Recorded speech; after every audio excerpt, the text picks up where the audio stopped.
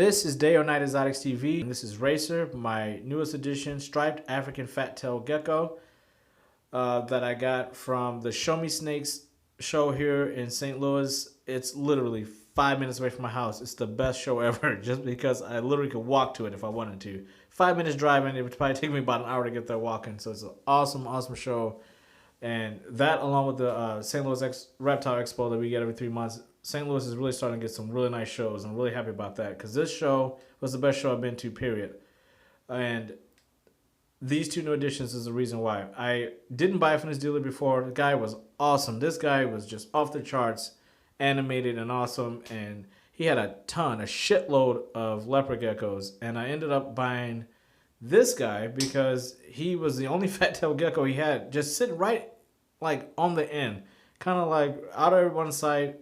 But people who knew better were looking at him, and I came back to the table literally 3 times before I bought him, and I picked him up, got him, and I'm so happy. I only paid $35 for him. Shipping alone, if you buy these guys online, will cost more than that. So this is a steal. These guys are awesome, and I get to the female in a second.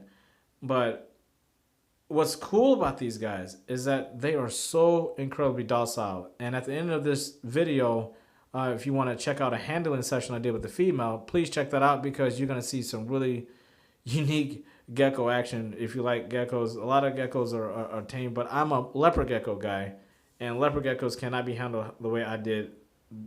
This girl here, Trixie, at the end of this video, she's an African fat tail. The other one's a striped.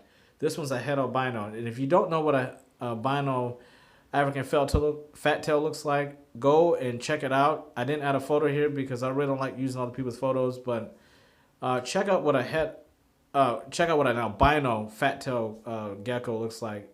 They look insane, beautiful, absolutely beautiful. Only bad thing about geckos, they don't drop that many eggs. You might get 2 at a time.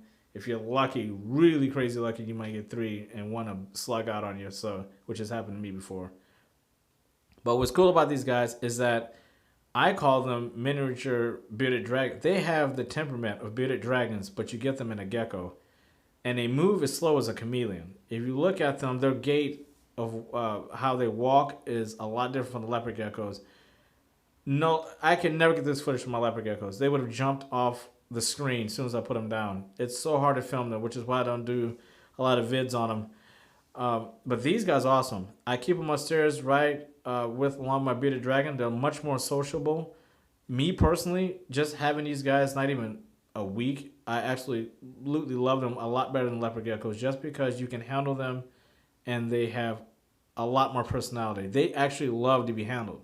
They look forward to you picking them up. Unlike leopard geckos, where even my best ones that are just really docile occasionally bite me because they just don't want to be handled. These guys are both full grown. She's proven. And it's incredible. And here's a handling session with this girl.